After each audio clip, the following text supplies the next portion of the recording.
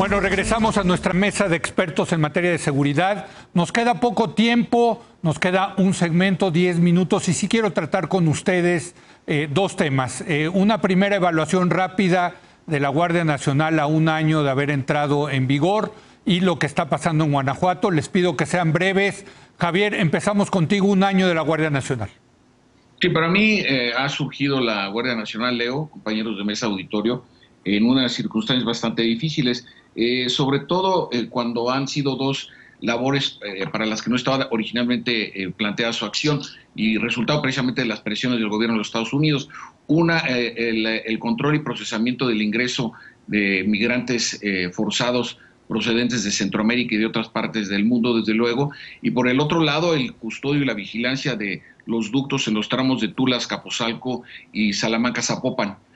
Además, de acuerdo a la ley aprobada en marzo del año pasado, la Guardia Nacional, Leo, tiene asignadas poco más de 50 responsabilidades, ¿no? Entonces, me parece que el proceso de despliegue de manera permanente, que esta es una gran diferencia respecto del gobierno anterior, en los 171 cuarteles que estarán construidos a finales de este año, son alrededor de 92,000 integrantes en este momento de la Guardia Nacional. Me parece que están dando un resultado satisfactorio en medio de un arranque pues bastante complejo.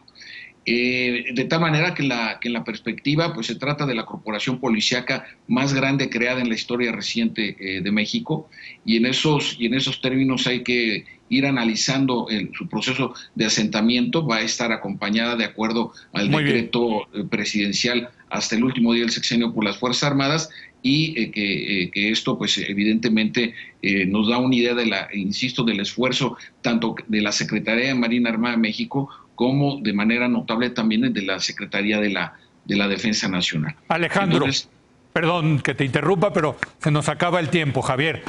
Alejandro. Me quedé sin Guanajuato, ¿eh? No, ahorita hablamos de Guanajuato en una ronda más. Órale. No, va de la Guardia Nacional nada más. La Guardia Nacional es una pantomima y un fraude a la ley. Así de plano.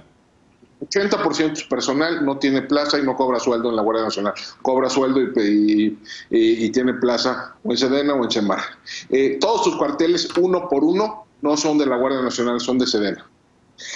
Todo el equipo lo compra Sedena. El presupuesto de la Guardia Nacional, Guardia Nacional, son 3.800 millones de pesos.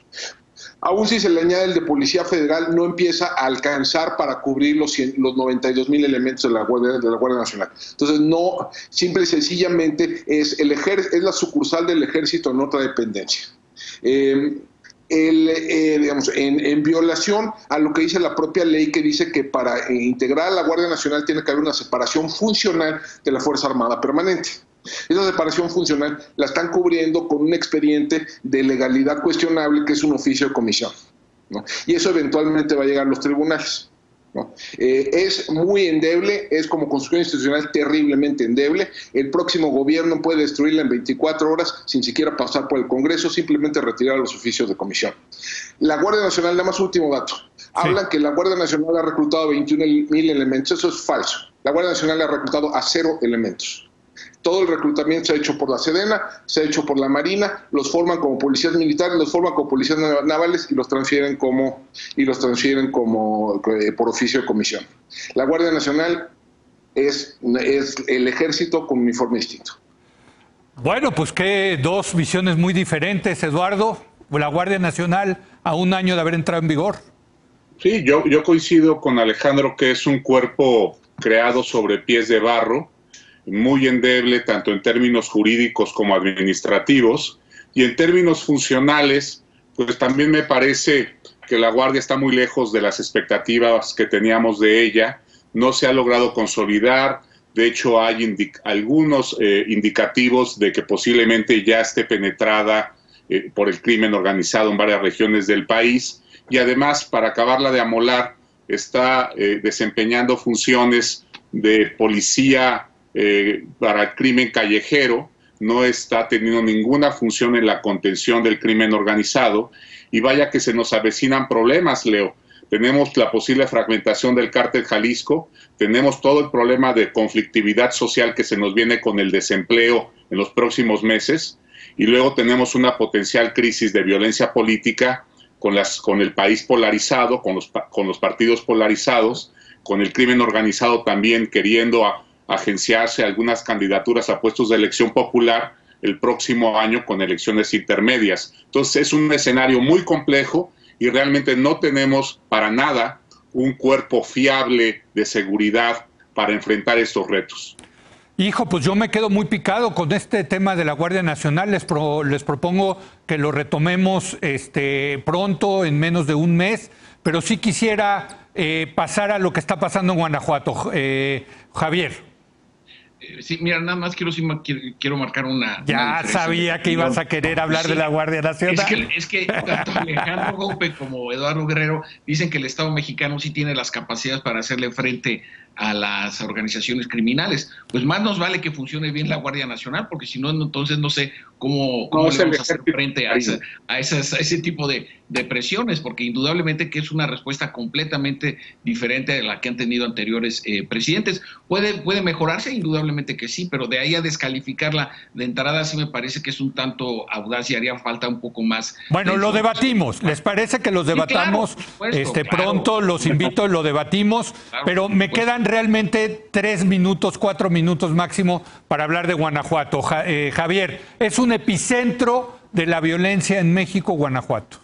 Sin duda alguna, quizá una de las explicaciones, por un lado, sea el debilitamiento institucional de los poderes locales. En algunos casos claramente demostraron una permeabilidad de la actividad criminal sobre las estructuras de seguridad. Y por el otro lado es una paradoja, es un estado que cuenta con refinerías, con industrias armadoras de automóviles, probablemente la mejor red carretera en el Bajío, y esto lo hace paradójicamente atractivo para la actividad criminal, de tal manera que de alguna forma todo esto tiene explicaciones, tiene inercias, tiene nombres, tiene responsables de lo que ocurre en el estado de Guanajuato, y en ese sentido también hablando de prioridades, me parecería que sería algo que debiera atenderse en el corto plazo, Leo. Dejo el tiempo para mis compañeros. Alejandro, soltaron a la madre del ¿cómo se llama? Del Marro, que pues iban por el Marro, encontraron a la mamá, la arrestaron y la soltaron. Sí, bueno, eso te habla de dos cosas. Uno, digamos, todavía las dificultades que enfrentan los operadores del sistema, sí, o policías, ministerios públicos, para ajustarse a las exigencias que tiene el sistema penal acusatorio. No es la primera vez que se cae un caso de estos, porque simplemente arman mal los expedientes y porque simplemente hay mala coordinación entre fiscales, policías y ahora militares, ¿no? Entonces, mientras no se resuelvan esos problemas, nos van a seguir pasando estas cosas. Puede haber corrupción, también puede haber corrupción en varios puntos de la cadena. Es necesario revisar las actuaciones de la Fiscalía del Estado, sí, es también necesario revisar las actuaciones de las fuerzas federales en el Estado, yo creo que también, y a mí yo creo que Guanajuato es uno de esos estados donde la violencia se ha alimentado a sí misma, ¿no? Donde el negocio original, que era huachicol, probablemente ha disminuido de manera muy importante en volumen, pero no con ello ha disminuido la violencia. Los grupos se han movido a otras cosas y han adquirido pues otras capacidades. Eduardo, un caso interesante porque parecería debilitado el cártel de Santa Rosa de Lima, amenazado por el cártel Jalisco Nueva Generación, en fin, y un estado que hace años era de los más seguros del país, caray. Así es. Mira, aquí pues es lamentable lo que acaba de suceder con la liberación de la mamá del Marro, porque también reveló que nunca hubo ni colaboración ni confianza entre el gobierno federal y el gobierno estatal. Se hicieron de palabras, cada quien por su lado, y obviamente esto lo que augura es pues una muy mala perspectiva para Guanajuato en los próximos meses. Tenemos a un gobierno estatal que ha sido muy inepto para enfrentar esta crisis de violencia. Aún si ellos dicen que están solos, que los han dejado solos, veamos por ejemplo, el caso de Tamaulipas. En Tamaulipas también tenemos un gobernador que no cuenta con todo el apoyo del gobierno federal, pero que por sí mismo ha podido fortalecerse institucionalmente y poder enfrentar con éxito a las organizaciones delictivas de Tamaulipas, que son muy amenazantes, y ha podido apaciguar y reducir los índices delictivos y de homicidio. Entonces ahí tenemos dos casos muy contrastantes de gobernadores panistas que están un tanto aislados y distantes del gobierno federal, pero con resultados muy distintos. Muy bien, oigan, pues para mí es un privilegio debatir con ustedes, con los expertos en seguridad. Yo sí estoy convencido que es la mejor mesa en materia de seguridad de los medios de comunicación, y les agradezco mucho. Me quedé muy picado con el tema de la Guardia Nacional, así que los voy a invitar pronto para seguir discutiendo este tema. Te agradezco mucho, Javier Oliva, buenas noches. Buenas noches, Leo, buenas noches, Eduardo, Alejandro, muchas gracias. Alejandro Ope, muy buenas noches. Leo, Javier, Eduardo. Eduardo Guerrero, muy buenas noches. Un gusto estar contigo, Leo, y con Alejandro y Javier también. Híjole, qué buena mesa. Muchas gracias a usted por habernos acompañado. Yo lo espero mañana en punto de las 10 de la noche, cuando otra vez sea la hora de opinar. Por lo pronto, quédese aquí con Genaro Lozano.